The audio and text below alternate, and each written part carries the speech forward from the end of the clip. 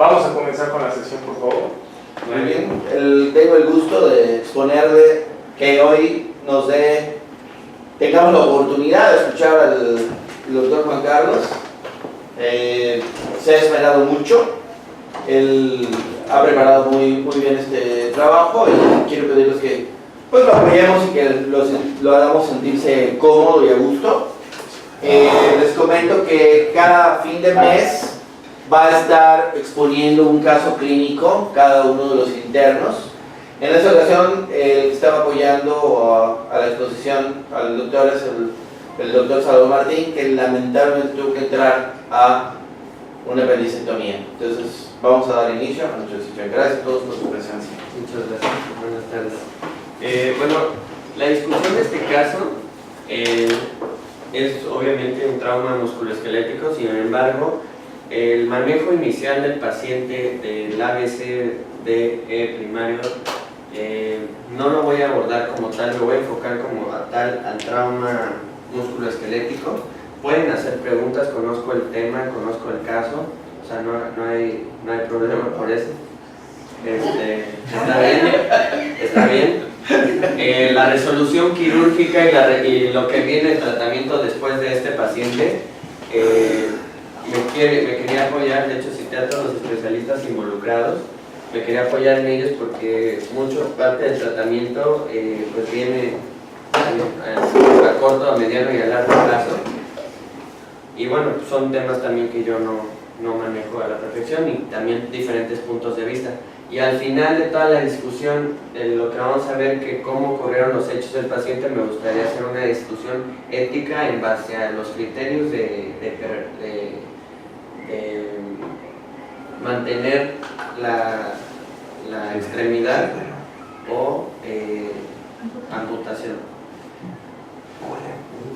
Bien, me basé principalmente en el ATLS, en guías americanas, base de tratamiento, todo up to date, artículos mexicanos en cuanto a revascularización de trauma, anatomía plexobraquial, patología plexobraquial y bueno, nada más. Lo bien. Voy a presentar el caso.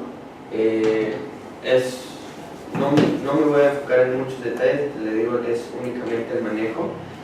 Se trata del paciente masculino, 23 años, sufre un accidente en motocicleta. Al inicio se desconocía el mecanismo de la cinemática del trauma, por la severidad, por la extensión, por el desplazamiento. Sin embargo, bueno, hay un video en Facebook que no es muy fidedigno, que puede que sea ese, donde se puede ver que hay un pierde el control en la motocicleta y es arrastrado varios metros con la extremidad superior por todo el pavimento, que es lo que genera la lesión del paciente. Es bien importante que desde el inicio nos demos cuenta que el paciente fue encontrado 2 horas después del accidente, presumiblemente. A las 4 a.m., tirado en la calle, en decúbito supino posterior. También la posición del paciente es importante saber cuándo estaba. Con amnesia retrógrada, con evidente lesión traumática del hombro derecho y expulsión de tejido tanto muscular como óseo. Se lleva al IMSS para evaluación inicial. Por falta de derechohabiencia, pasa y se refiere al CESA. Entonces, contemplemos... ¿Estaba consciente o inconsciente? Consciente. Oye, fíjate que como el tema es aspectos éticos, yo pienso que éticos legales, aquí hay un asunto inicial ético y legal, porque la ley no permite que no se atienda una urgencia. Entonces aquí el IMSS está fallando a una situación muy grave. Entonces, que además, por como este muchacho estaba, o sea, aquí este muchacho está con una situación de una hemorragia grave, un trauma muy grave, y entonces aquí falla el IMSS, pero totalmente. La norma es que el paciente en urgencia debe ser atendido y ya posterior a su estabilización trasladarse. Bien, más adelante, y una vez llegado al CESA, el paciente es valorado, recomiendan ampliamente una amputación de la extremidad. Los familiares rechazan el tratamiento junto con el paciente, dan de alta voluntaria y lo traen a nuestro servicio de urgencias. Tiempo transcurrido de estos 2 traslados, 2 horas más. contemplamos entonces que hay 2 horas de retraso en cuanto se dan cuenta que el paciente fue accidentado, 2 horas en cuanto a los otros traslados, y bueno, hasta el momento tenemos... Yo llego aquí a las 6. A las 6 de la mañana, más o menos. 6, 7 de la mañana. Así es. Bien. Ok. Al momento del ingreso del paciente son las 7 de la mañana. Paciente consciente y bajo efectos residuales de etanol, sin consciente, orientado en persona y tiempo, desorientado únicamente en circunstancias, se evaluó con Glasgow de 14 puntos, sin datos de contusiones en cráneo, llevaba un casco protector, con arnés anterógrada y retrógrada del evento traumático, pupilas isocóricas y neuromorreflexicas a la luz, palidez tegumentaria y deshidratación. Nada más un breviario. Uh-huh. O dices pupilas simétricas o dices isocoria. Pupilas isocóricas es pleonasmo. Ok, gracias. Bien. Respiratorio y cardiológico sin ninguna alteración. Abdomen únicamente con zonas de abrasiones y contusiones, blando, depresible, no datos de irritación peritoneal. Pelvis estable, sin hematomas genitales, sonda fuera de elevación, sin datos de hematuria macroscópica. Extremidades inferiores sin alteraciones. Bien, entonces, enfocado en la exploración física de extremidad superior, la izquierda íntegra, la derecha, herida irregular, esta es la valoración por el traumatólogo, en región de hombro derecho que se extiende desde base del cuello hasta región deltoidea de aproximadamente 30 centímetros. Hay que contemplar otro dato aquí, la extensión de la lesión, para saber también el tratamiento dirigido con una antibiótico-terapia. Con exposición de músculo hueso se observa extremidad superior derecha desde el hombro con deformidad, edematizada, color violáceo, fría, no es posible palpar pulsos distales, el llenado capilar lento, no hay movilidad de la extremidad y no hay sangrado activo. Además de todo esto, el paciente viene chocado, con datos de laboratorios iniciales normales, únicamente los leucocitos bastante elevados. Bueno, la gasometría se mostraba en ese momento únicamente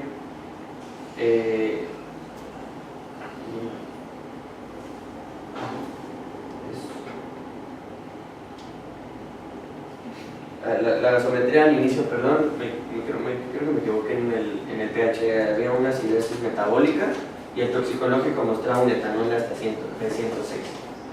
Entonces, ¿El pueblo está en la aplicación? sí, claro. Es el exceso de base, ¿no? No. Pero el lactato también es muy importante, ¿eh? Sí. ¿Cuáles son los niveles normales de lactato? No debe estar presente, menor a 0.5. No. El lactato es parte del metabolismo normal, ¿no? Sí. Entonces, es normal la producción de lactato.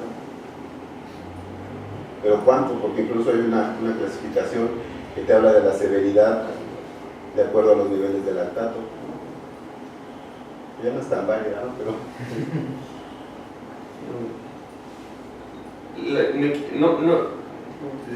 Sí, tienes razón, la verdad se me olvidó problemas, pero no, como era muy larga el manejo, es muy largo todo lo que viene.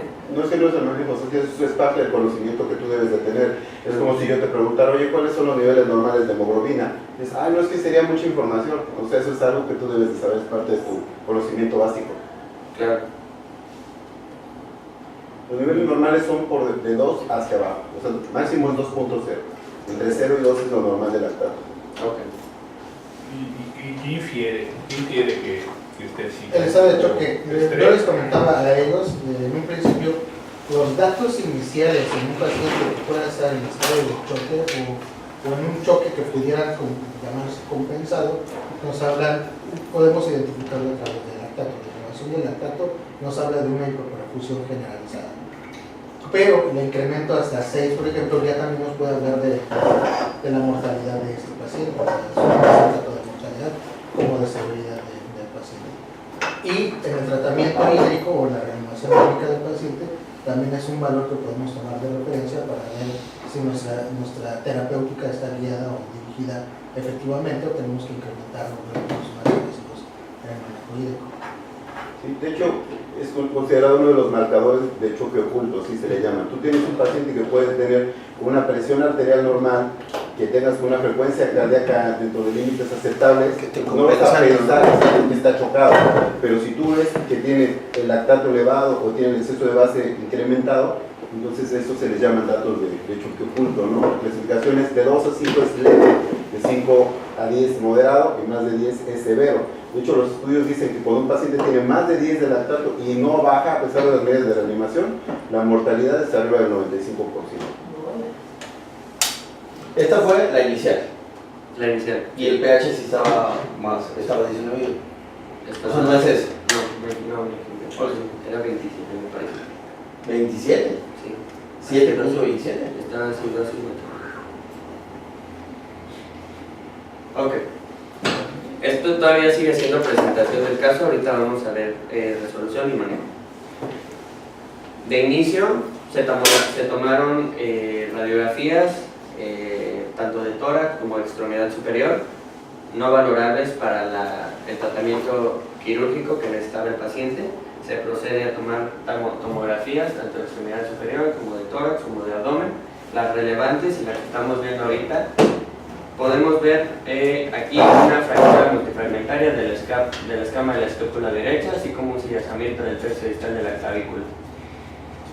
Aquí quería que interviniera el doctor Flores, él iba a estar presente aquí también. Ahora sí que para el manejo, cuando se trata de una fractura expuesta, sabemos que no se debe realizar nada más que un debridamiento quirúrgico y todo debe ser ya en la sala de quirófano. Si se hubiera tratado únicamente de alguna luxación, un médico capacitado podría intentar esa luxación o una ferulización de la misma, pero en este caso el tratamiento pues, era únicamente quirúrgico. De hecho era tan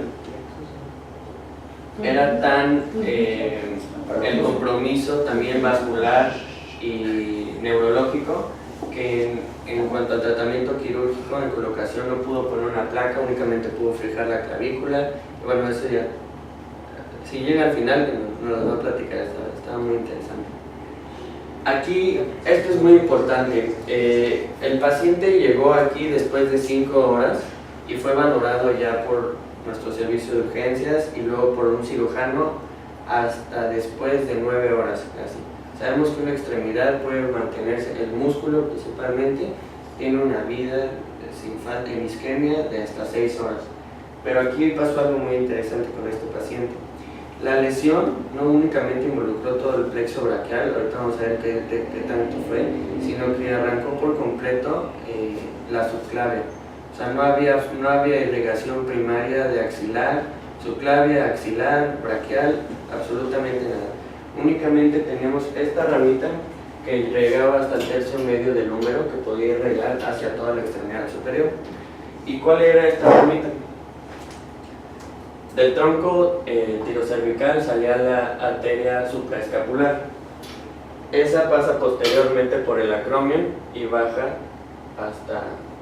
Es esa que está señalando. Es esta de aquí. Es la única que le quedó. Esta de aquí arribita, llegó de acá, pasó por acá, y es por eso que el paciente tuvo viabilidad en cuanto a la perfusión. O sea, el paciente no quedó con extremidad inviable, ¿no? Eso también invité al cirujano vascular que nos comentara un poquito de eso. Se pudo, vamos a ver que obviamente la revascularización fue exitosa, pero estuvo muy interesante que después de 9 horas, solamente por esta pequeñita, hubiera podido preservar la extremidad. Bien, tenemos como diagnósticos en un choque hipovolémico grado 2, tenemos que la pérdida sanguínea por los datos, signos vitales del paciente en una frecuencia cardíaca arriba. ¿Sí? Desde tus signos vitales ya no es grado, ¿no? Bueno, eso aquí consultar. Lo único que tenía disminuido menor a 100, a 120 era la TEA. ¿Y cuánto tenía de pérdida de sangre calculada? De 700 a 1500. ¿Con una afectación traumática? No, Ahorita ¿Por voy qué a... le perdió? ¿Por qué le pasaron tanta sangre y tanta agua? Le pasaron O sea, de inicial los 700 2 litros. De 700 mililitros yo nada más le hubiera recuperado 1400. Y con eso ya estaría perfectamente bien. De inicio le pasaron los 2 litros que te maneja la TLS de inicial para adulto. Obviamente siguió en quirófano, ya estaba muy diluido Sí, y ya Le necesitó pasamos 4 paquetes. en urgencias. Sí, desde urgencia le pasaron también más. Cuando le tomaron las gasometrías salieron.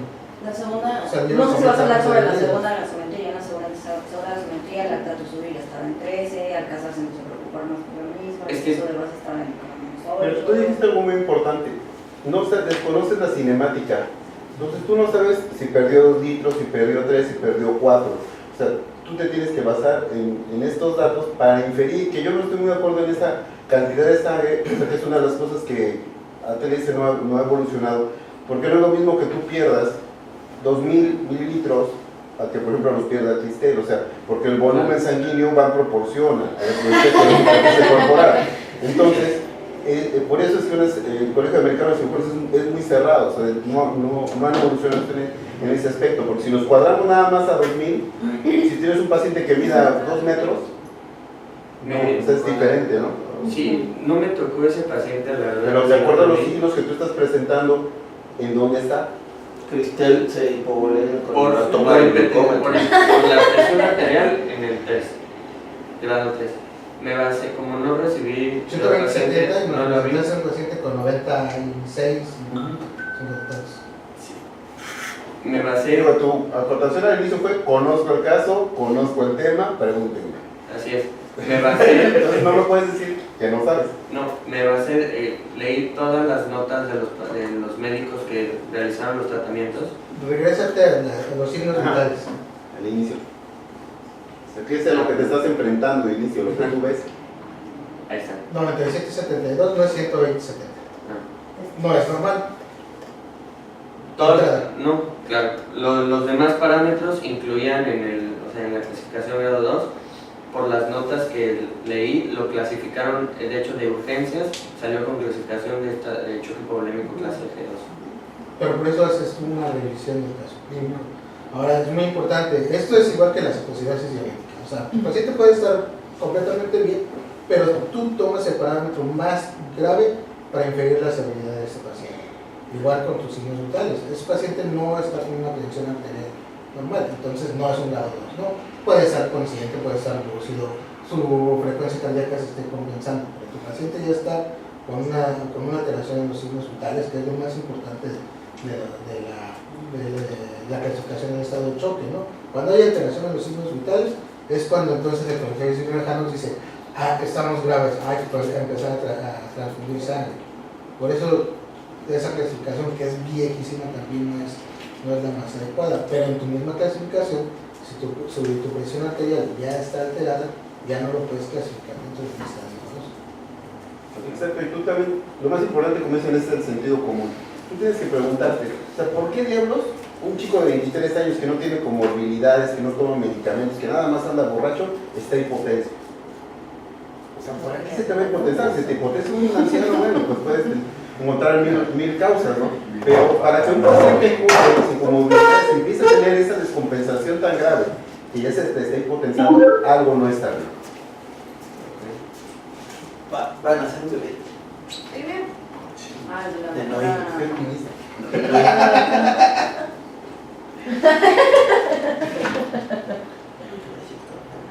Es lo voy a intentar. Ok, bueno. Entonces, como diagnósticos tenemos lesión traumática del plexo braquial, probable amputación de extremidad derecha, fractura de clavícula y escápula, contusión de tórax y abdomen y choque hipovolémico de grado 3.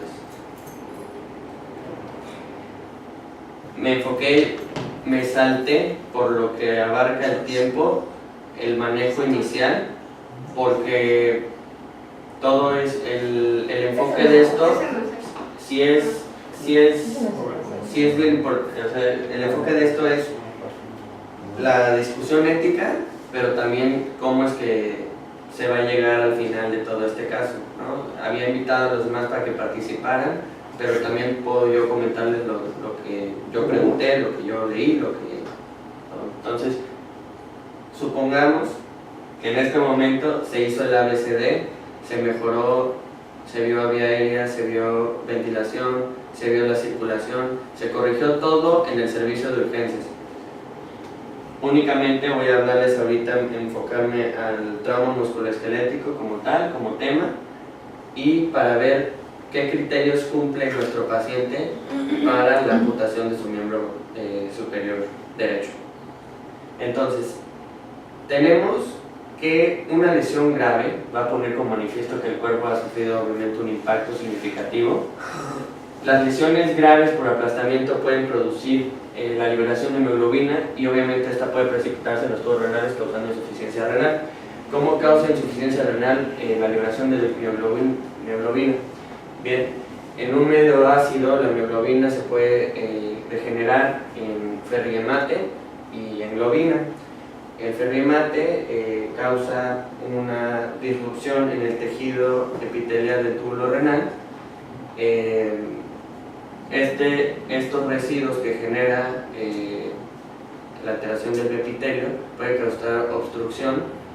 Esta obstrucción genera una restricción del flujo sanguíneo renal con una disminución de la tasa de filtrador glomerular y puede generar por último una insuficiencia renal aguda. De igual manera, cualquier edema dentro de un espacio musculoaponeurótico intacto puede causar un síndrome compartimental por edema y por lo mismo causar una incapacidad permanente y la pérdida de función de la extremidad. Ahorita vamos a hablar del síndrome compartimental como tal. Bien, una vez que ya se estabilizó al paciente, hay que hacer una revisión primaria. Lo más importante es reconocer y controlar la hemorragia. Las laceraciones profundas de tejidos blandos también pueden comprometer estructuras vasculares mayores y provocar una hemorragia exsanguinante. Hay que tener mucho eso en cuenta, que en este caso, por el mecanismo de trauma del paciente y la lesión evidente, se veía que había provocado tanto una lesión vascular como una lesión neurológica. Y bien, el mejor manejo para el control de cualquier hemorragia siempre va a ser la compresión directa.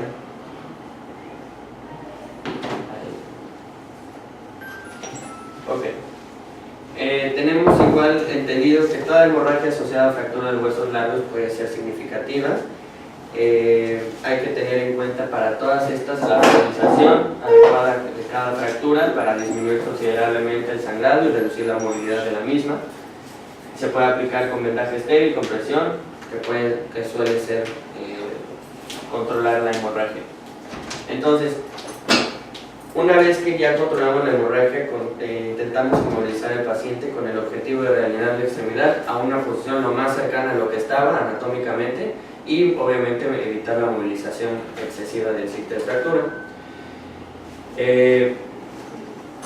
Bueno, y obviamente para controlar el sangrado, reducir el dolor y prevenir lesiones adicionales de partes blandas.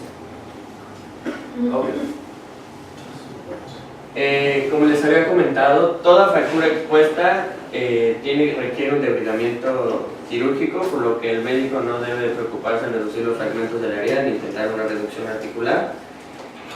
Normalmente los estudios de imagen y el estudio radiológico forman parte de la revisión secundaria. Sin embargo, los hallazgos clínicos del paciente, tanto su estado hemodinámico y el mecanismo de lesión, van a determinar qué radiografía solicitar y cuándo tenerlos, inclusive si es necesario al momento de la revisión primaria, se pueden utilizar, obviamente cuando el paciente esté estabilizado. Entonces, ya en la revisión secundaria hay que tener en cuenta, obviamente, en la historia clínica 4 puntos claves: el mecanismo de lesión, el ambiente en el que se deduce todo este escenario, estado previo del paciente al accidente y los factores predisponentes que puedan exacerbar cualquier patología. es bien importante que se documente desde un inicio en el expediente médico toda la información obtenida tanto del personal de traslado, del paciente, la información que nos brindan los parientes y las personas presentes en la escena del accidente. Esto nos va a ayudar a determinar el mecanismo de lesión, lo que nos puede conducir a sospechar de otras lesiones asociadas no aparentes en el caso. Entonces, ¿cuál fue el mecanismo de lesión en este paciente? Un accidente de motocicleta, la cinemática del trauma desconocida. Sin embargo, hay que preguntarnos también cuál era la localización del paciente después de la colisión. Sabemos que el paciente fue expulsado, por lo que hay que determinar la distancia a la que fue arrojado y las condiciones de la caída. Obviamente cayó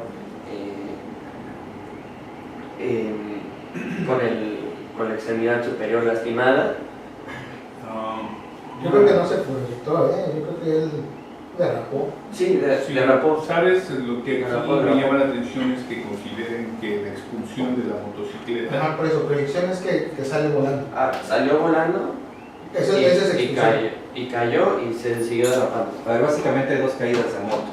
Una es a nivel de suelo, se llama caída, y otra es proyectado. Eso se llama proyección. ¿No? Sí. Y ambas tienen cinemáticas muy diferentes. Sí, Para la ¿sabes? proyección es un choque. Ahora sí que Esta es cuando desaceleración. alguien va en su carro y le preguntan si llevaba el cinturón de seguridad puesto, entonces sí, estoy de acuerdo que una persona que sale del vehículo automotor cerrado, pero un motociclista va expuesto, un motociclista no va encerrado en nada, ese va expuesto, él ya va desde el principio expuesto.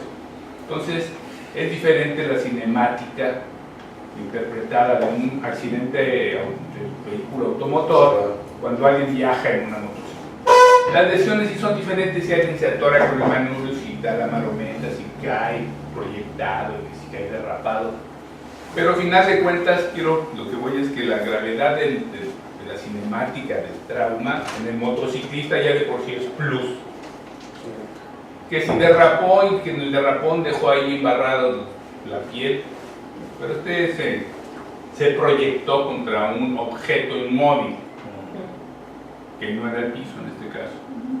Entonces ya desde el principio, el hecho de ir en una motocicleta, todos aquellos que nos gusta andar en motocicleta sabemos que estamos fritos en el momento de una colisión, en el momento de cualquier otro accidente, porque tú ya estás expulsado. Si te sueltas o no te sueltas de la moto no quiere decir que si no me suelto de la moto yo sigo montado, me va a ir mejor. Claro que no. Todos sabemos que en el momento en que te caes, adiós moto y que se vaya con su peso, va a seguir arrastrándose un trecho bastante más largo que el que yo me pueda dar. Y este muchacho, si la película que anduvo girando por ahí es cierta, se fue con su moto. Se cayó la moto y se fue con la moto sin soltarla hasta que se dio contra la parte de abajo de un camión que estaba estacionado. Entonces, si algo puede uno tomar como nota de lo que pasó, es que esas gravísimas lesiones se debieron a no ser expulsado de la moto.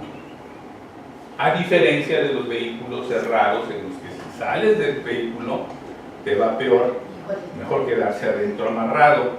En la moto, lo mejor es salirse de ella, si es que se puede llamar esa palabra. ¿Okay? Sin embargo, aquí con la cinemática que yo estabas tocando, y es interesante, es dónde estuvo la desaceleración. Si tú sales proyectado y te desaceleras bruscamente, ahí es donde recibiste el trancazo, vas a tener una lesión. Aquí parece que además venía una velocidad muy alta para desacelerarse en el derrapón y encima de golpearlo suficientemente gravemente para tener una luz de un cabrón. Pero probablemente eso justifica que no haya tenido otras cosas, ¿no? A lo mejor podría haber sido bastante más grave. Bueno, de hecho es un paciente que no es de trauma musculoesquelético, es un trauma múltiple. Bueno. Otro de los factores a considerar es el ambiente en el que se generó el accidente. hay que tomar en cuenta la exposición del paciente con una fractura expuesta en un ambiente contaminado, si hay fumo o no, temperaturas extremas, las fuentes de contaminación bacteriana, suciedad, estiércol, lavado, uso. Esto nos sirve también para iniciar el tratamiento profiláctico y establecer problemas potenciales y determinar el tratamiento antibiótico inicial. Aquí al paciente sabemos que fue en la calle, se inició con levofloxacino y clindamicina. Vamos a ver las pautas establecidas en los tratamientos. Obviamente todo esto lo manejan en un paciente como si estuviera en un automóvil, pero bien, los cuidados prehospitalarios hay que tomar en cuenta también posición en la que fue encontrado el paciente, sangrado o huellas de sangre en la escena, huesos o fragmentos de fracturas expuestas, heridas. Pero más que nada, la hora en que ocurrió el accidente debe anotarse, especialmente cuando hay sangrado activo y cuando ocurre un retraso en llegar al hospital. Aquí en la valoración del neurocirujano, ya habían pasado casi 10 horas, en la del vascular habían pasado casi 12, entonces fue bastante. Ok, obviamente la exposición del paciente por completo. Ya había comentado, las lesiones de extremidades evidentes deben ser priorizadas antes de la llegada del paciente al departamento de urgencia. Y bien, cuando nosotros evaluamos la extremidad de un paciente traumatizado, tenemos tres objetivos principales. Una, la más importante, identificar cuáles son las lesiones que van a poner en riesgo la vida del paciente. Número dos, cuáles van a poner en peligro la extremidad. Y número 3, identificar otras lesiones que puedan pasar desaparecidas en una evaluación primaria. Entonces, los 4 componentes más importantes que deben ser examinados para estos 3 pasos anteriores deben ser la piel, que obviamente es la primera barrera de protección, la cual puede haber un medio de contaminación y pérdida de líquidos excesiva, función neuromuscular, estado circulatorio del mismo e integridad esquelética y ligamentaria. Hablando únicamente, estamos hablando de extremidad y músculo esquelético.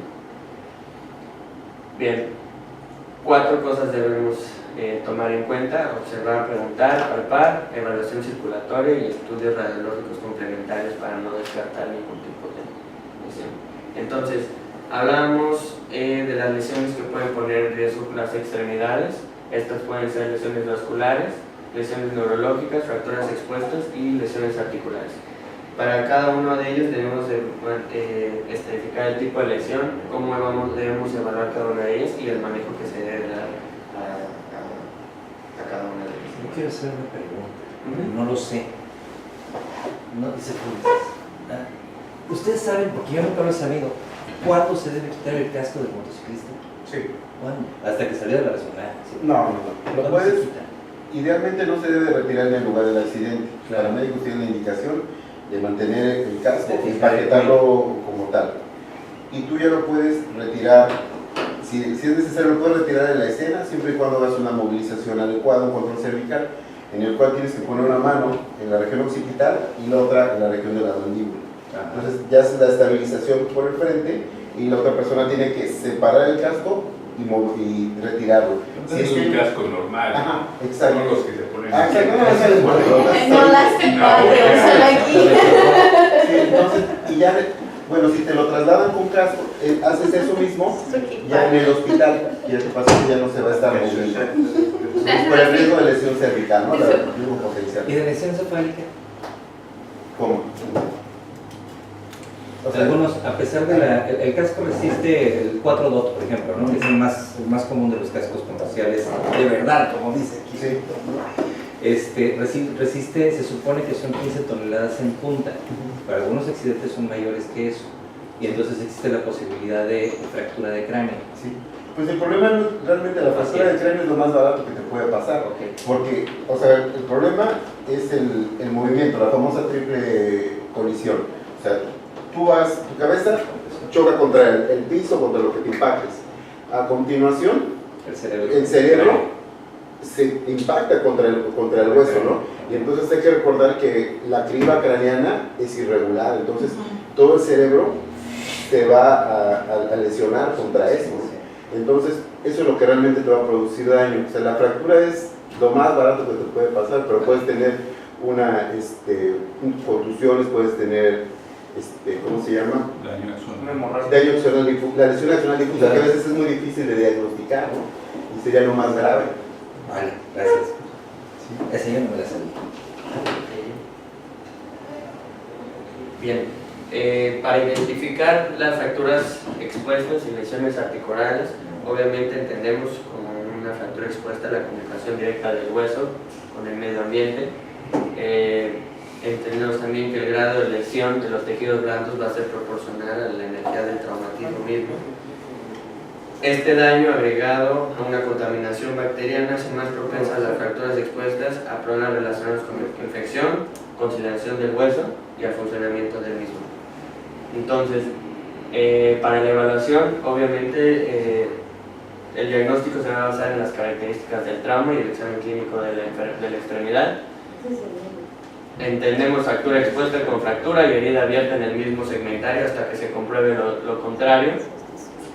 Y bien, siempre que haya este tipo de manifestación, se debe realizar una interconsulta quirúrgica. El manejo, lo vamos a ver, como les había dicho, ya que puede haber tanto compromiso vascular como neurológico y del tejido blando asociado, es con interconsulta quirúrgica inmediata, y todos los pacientes deben ser tratados con antibiótico intravenoso lo antes posible. El esquema aceptado, luego el último y es la más actual, la actualización del 2015, es a todos los pacientes con fractura expuesta debe iniciar con una cefalosporina de primera generación, aunado en ciertas condiciones como cuando hay contaminación asociada o cuando hay contaminación por ciertos agentes específicos como estiércol, agua contaminada, agua de sal. Ya se le agrega una cobertura para gram negativos. Entendemos que al menos en México, las fracturas expuestas y los microorganismos más frecuentes que afectan a las fracturas expuestas en accidentes automovilísticos suelen ser los estafilococos, estreptococos y enterobacterias, principalmente estafilococos que forman parte de la flora de la piel. Entonces, son estas las condiciones que les había dicho, estas dos, en las que ya agregamos un esquema para gram negativos, y bueno, en condiciones ya de extrema contaminación, cambiamos el esquema a piperacilina tazobactam. Hablando de las lesiones vasculares, incluyendo también la amputación traumática, y vamos a ver los criterios de las mismas, obviamente se sospecha en toda lesión de extremidad ante la presencia de una insuficiencia vascular asociada a un trauma contuso que tuvo el paciente, a un trauma por aplastamiento, de lesión por torsión o por herida penetrante. La evaluación inicialmente, la extremidad puede parecer viable, sin embargo, debido a que hay circulación colateral que puede proveer suficiente flujo retrógrado. En este paciente, desde un inicio se manifestó con extremidad fría, llenado capilar lento, pulsos periféricos disminuidos y con un índice de tobillo braquial anormal. ¿No tenía pulsos periféricos presentes disminuidos? No tenía pulsos, no tenía pulsos el paciente. El neurocirujano verbalmente me comentó que sintió pulsos distales, pero el ortopedista y el cirujano vascular me comentaron que no era bien. Y de hecho ya en la reparación vascular no había ni siquiera circulación desde la subclave, o sea, no había. Igual estaba muy desmatizada la extremidad. Entonces, bueno, el otro Alcázar ni yo tampoco. Inclusive este paciente tenía datos de interrupción total del flujo, ¿no? Frío, pálida y sin pulso. Y aquí están los signos clínicos de injuria arterial, las 6 P's. Esto podemos resumirlo en las 6 P's. El dolor, desgraciadamente, de hecho lo vamos a ver en el síndrome compartimental. La característica clínica, y se diagnostica así de un síndrome compartimental, es un dolor insoportable que el paciente no mejora con los analgésicos iniciales. Pero aquí el paciente había tenido también una abulsión del plexo braquial, de los troncos primarios, no desde la raíz, ¿sí? Y por eso no sentía absolutamente nada. pero sí podíamos incluir con la palidez, obviamente parestesis, parálisis, deficiencia del pulso y alteraciones de la termorregulación de la extremidad. Bien, el uso del torniquete es controvertido, sin embargo puede llegar a salvar la vida y siempre vale más la vida que la extremidad del mismo paciente. Cuando es menor a 6 horas se utiliza por riesgo de anoxia, que es la vida que puede padecer un tejido con falta de flujo. Y bien, ok. Cuando tratemos un paciente, cuando un paciente sea considerado por una amputación traumática, hay que contemplar que no solamente el acontecimiento traumático es físico, sino también emocionalmente. Ciertas fracturas expuestas con isquemia prolongada, lesión neurológica, daño muscular, como es el caso de este paciente, requieren este tipo de amputación. A veces se puede reconsiderar un reimplante, pero ¿de qué tipo? Puede ser vascular, neurológico o únicamente, como en este paciente, vascular. Vamos a ver, de acuerdo a la clasificación y en qué parte de la lesión del plexo se lesionó, qué tanto es la probabilidad de que pueda recuperar la función sensitiva, motora, que realmente es muy baja. Y para todo esto tenemos un score. El score de MES, que es el más utilizado inclusive para superiores, extremidades superiores. Y bien, vean la puntuación del paciente. Tenemos que llegó con un MES de 9 puntos, sabiendo que más de 7 puntos es indicación de amputación. Sin embargo, por decisión del paciente, y es la finalidad de esta plática, llegar a una conclusión de lo mismo, es debatir conforme a todo lo que está estipulado, y a diferencia de lo que quiere el paciente, y aunque se le explique que puede haber consecuencias todavía peores, cómo es que vamos a llegar al tratamiento de este tipo de pacientes. Entonces, tenemos isquemia mayor de 6 horas, isquemia del miembro, rango de edad del paciente, no ningún punto porque era mayor a 30 años, el paciente está en estado de shock y el mecanismo de elección era de muy alta energía. Sumando todo esto, el paciente pues tenía los 9 puntos. Por eso, inclusive de inicio en el Hospital César, bueno, no contaban con cirujano vascular, neurocirujano, con nada, obviamente el tratamiento era la amputación.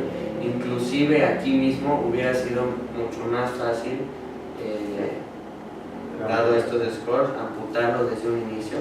Tal vez hubiera quitado muchas complicaciones que el paciente notó, un síndrome de reperfusión, el paciente hizo neumonía, tal vez hubiera estado 1 o 2 días, por lo que me comentan los doctores, en terapia intensiva y no todos los días que estuvo, las complicaciones que generó. Y bien, hablando antes de llegar a la lesión neuronal como tal, rápido hablar del síndrome compartimental, que puede ser causado también por este tipo de cinemática. Obviamente es un aumento de la presión dentro de un compartimiento musculoso neurótico que puede provocar isquemia, subsecuentemente necrosis. Ya sea por incremento del tamaño del compartimento por edema o disminución del tamaño del compartimento por el vendaje constrictivo que se utiliza en el paciente al inicio del manejo. Las áreas más frecuentes son pierna, antebrazo, pie, región glútea y muslo. El paciente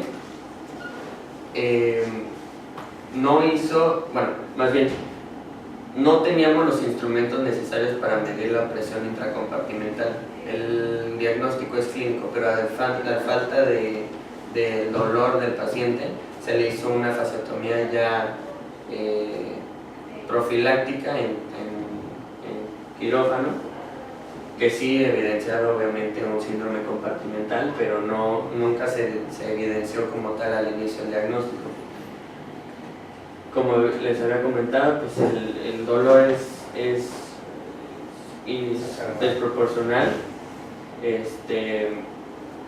y pues las consecuencias obviamente llegar hasta necrosis muscular. Aquí les puse diagramita. El aumento de la presión intracompartimental pues va a conducir a una disminución de la presión capilar, que va a conducir tanto a isquemia nerviosa como muscular. muscular, ¿no? Bien. Una presión tisular mayor de 30 ya nos habla de un síndrome compartimental. Algunos y muchos cirujanos utilizan el método delta P, que es una diferencia entre las presiones diastólicas y la presión medida. Una diferencia menor, perdón, de 30 o menor también nos da el ¿Cómo una diferencia de...? diferencia de presiones de la presión arterial diastólica y la presión intracompartimental medida de 30 o menor te da el diagnóstico también de un síndrome compartimental. El manejo obviamente es la fasciotomía, liberar esa. Una pregunta, ¿cuál es la presión normal del compartimento? Porque tienes que saber cuál es la normal. Así es, puede llegar hasta 10 milímetros de mercurio. Sí, y bueno, sí tenemos manera de medirlo. O sea, de hecho la segunda fasciotomía se le hizo porque el paciente seguía desarrollando radiomiolisis y nosotros le hicimos medición de la presión intracompartimental, ¿no? Me decía en el servicio Pero de sí urgencias. tenemos la manera de medirlo, pues. Pero no se Se mueve la primera medición compartimental del cariño.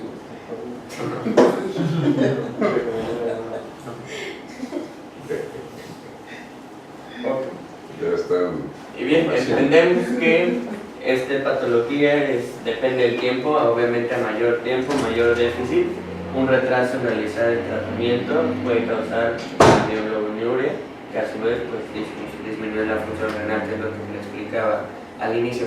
Aunque, déjenme decirles que en estudios de animales se comprobó que la insuficiencia renal únicamente se relaciona más a casos de deshidratación. Cuando el paciente está deshidratado, se puso a ciertos animales en estrés por calor y se vio que ellos,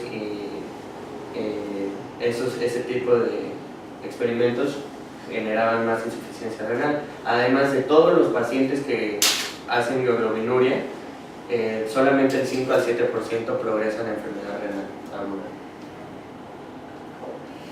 Okay. Entonces ya a donde quería llegar, que bueno que llegó el doctor Rodríguez. Bien, las lesiones neurológicas también pueden comprometer a la extremidad, o como por ejemplo compresión del nervio ciático por una luxación posterior de la cadera. Ok, la evaluación. Es esencial realizar todo examen neurológico completo, determinar la presencia de alteraciones neurológicas y documentar los cambios progresivos que se produzcan. Esta es una tabla donde podemos medir tanto las funciones motoras como sensitivas y qué nervio es el que está pues, involucrado en cada de las funciones. Sin embargo, tenemos que el paciente no tenía ningún tipo de función desde arriba, no hacía nada. El paciente tenía el brazo colgado, como aquí lo podemos ver, la extremidad cuelga con codo extendido y el antebrazo pronado. Nos hablaba de una lesión completa del plexo braquial.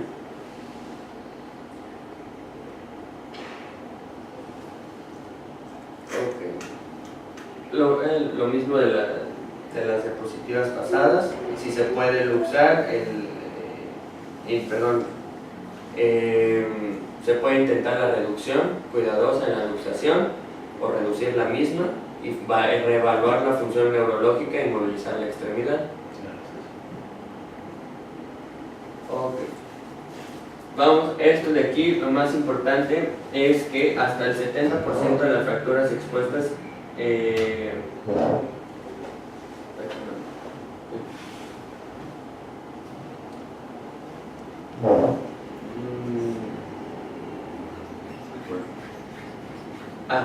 lesiones asociadas a las fracturas expuestas, con frecuencia por el mismo mecanismo de lesión, ciertas lesiones musculoesqueléticas obviamente se van a asociar a lesiones secundarias que no son aparentes inmediatamente o que pueden pasar por alto. Este es un cuadrito donde les pongo las asociaciones de una lesión ósea o de articulación que pueden asociarse a otro tipo de lesiones, lo más común. Sin embargo, aquí el paciente se fracturó tanto la clavícula como la escápula y tuvo tanto avulsión del plexo braquial como ruptura completa de la arteria subclaviana. Como conclusión, entonces tenemos un paciente con trauma vascular, trauma óseo, un trauma neurológico de la extremidad superior. Y aquí tenemos esto es lo del plexo braquial. Para entender el pronóstico del mismo paciente, vamos a ver que el plexo braquial tiene sus raíces en C5, C6, de C5 hasta T1. De C5 va a tener sus raíces primarias, que es el tronco superior, de C6 y C7 el tronco medio, y C8 y T1 el tronco inferior. De ahí va a tener ciertas divisiones hasta llegar a sus fascículos, que es el lateral, el fascículo posterior y el fascículo medial. Estos nos van a dar 5 medios de importancia clínica y función neurológica, que ya los habíamos hablado, que es el músculo esquelético, el nervio axilar, el nervio radial, el cubital y el mediano. ¿Qué es el plexo braquial? Pues todo el conjunto formado por estas ramas centrales de las raíces de C5 hasta T1 que dan lugar a los nervios de los miembros superiores. En cuanto a la patología del mismo, vemos que en los varones la lesión se produce principalmente en varones de 20 a 25 años, nuestro paciente incluía en este rango de edad. El 70% de las lesiones son traumáticas de tráfico y el 70% son por accidentes de moto.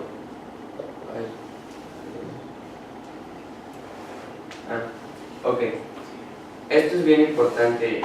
Hay que diferenciar cuando hay que clasificarlo si se trata de una lesión preganglionar o una postganglionar. En una lesión preganglionar, el mecanismo es por avulsión. Hay arrancamiento completo de las raíces, de la médula espinal. Cuando es postganglionar, las roturas pueden ser supraclaviculares si se trata de los troncos primarios que les habíamos dicho, superior, medio, inferior, o infraclavicular, que pueden afectar a los troncos secundarios.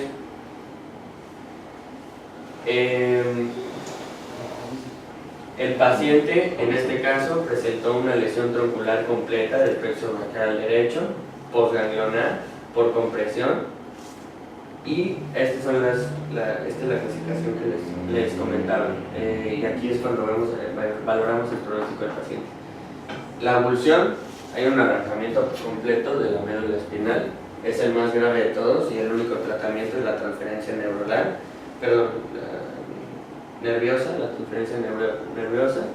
La ruptura, que es el caso del paciente, que también es de muy mal pronóstico, el nervio se desgarra, pero no en la unión con la columna, el neuroma y la neuropraxia, ¿no? Que es el de mejor pronóstico, que únicamente hay daño pero no se rompe.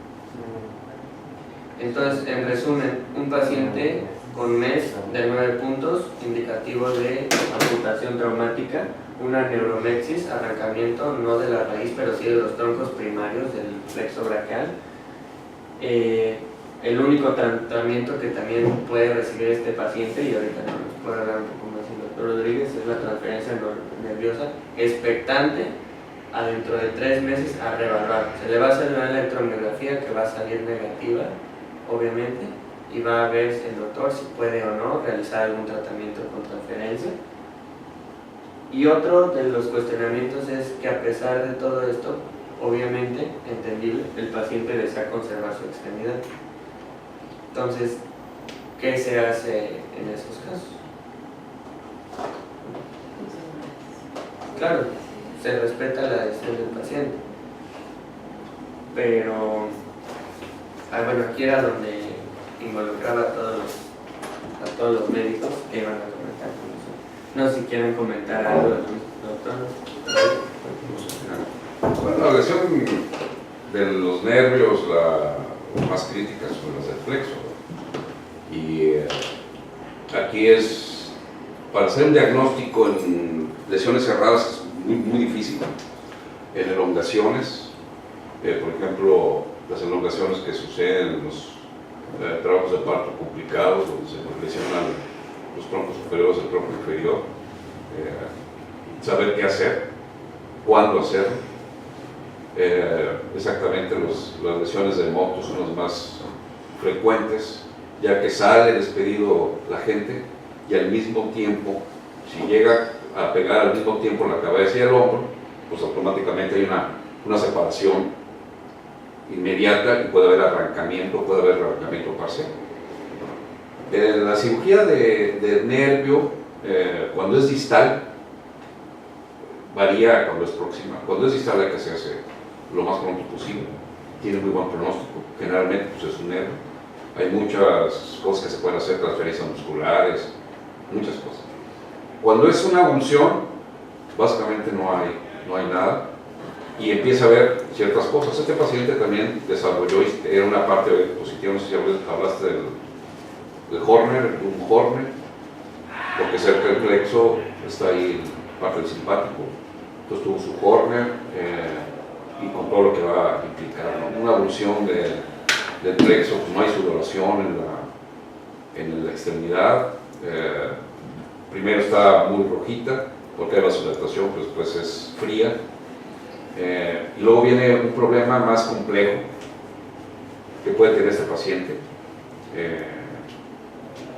Pudiera ser en 6 o 7 meses más, que es la causalgia, que es un problema muy serio, que es un dolor en la extremidad, a pesar de que ya no hay sensibilidad, hay un dolor incoercible, y hay veces que inclusive hay que hacer poner un tipo de reservorio para estar metiendo analgésicos intraventriculares. O sea, es una cosa bastante desagradable. A mí me tocó explorar muchos plexos, fue una de las cosas que fui a hacer como posgrado, y sí, el 80% era por dolor, y se tiene que explorar todo, en la avulsión.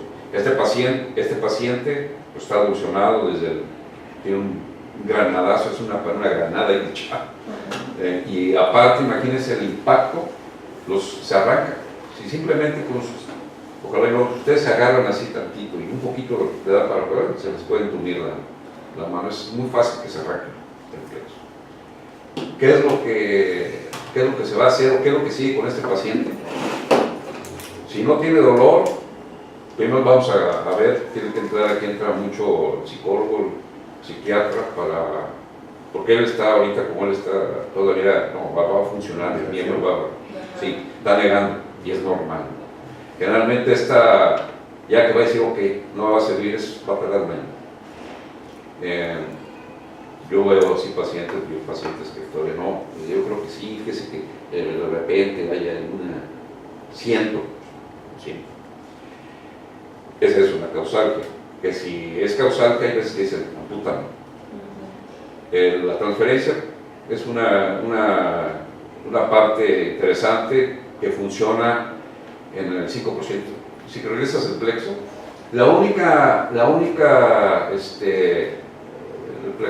el único nervio que se puede hacer transferencias es el músculo cutáneo.